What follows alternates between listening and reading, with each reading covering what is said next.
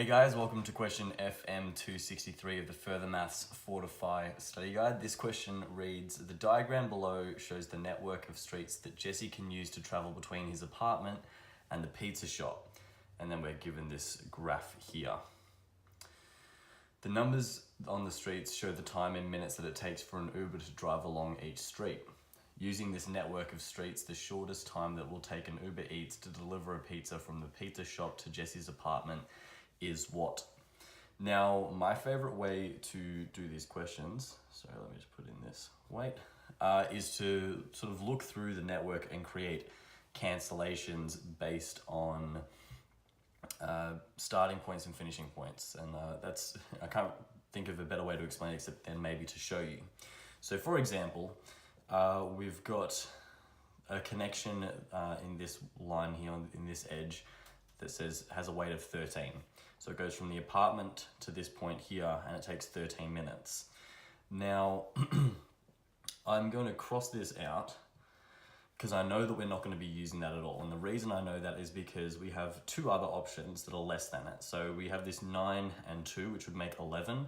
So we've got a network that would take 11 minutes instead of 13 to move between the same 2 points.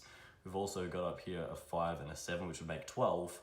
And moving between those 2 points, that's also faster than the 13. So I know that our shortest time path is definitely not going to use that 13 minutes because there's 2 better options right there.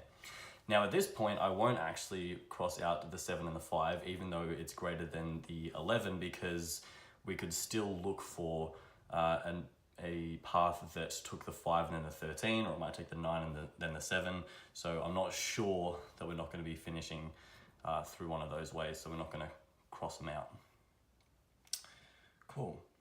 Now, the next cancellation I'm going to go for is actually this 13 up here. And it's not an entirely necessary cancellation, it's just a nice one. Because, well, I guess it is in a way. We've got a 7 and a 6 that move between the same 2 points as this edge 13, which also adds to 13.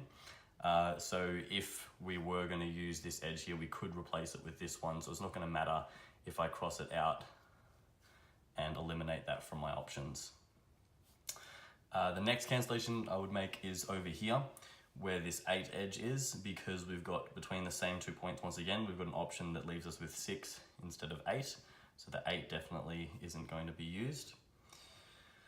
My next one, for a similar reason to getting rid of the 13, I'm going to get rid of this 6 down here. Once again, between the same 2 vertices, we've got a 4 and a 2, so it could replace the 6. And then from here, I'll probably get rid of this 7. So between these 2 vertices here, we've got a 2 and a 3 that we could use. So we've got a better option in a 5 instead of the 7. And then getting rid of this 3 and 4 because it could be replaced with this 6 and that's less time.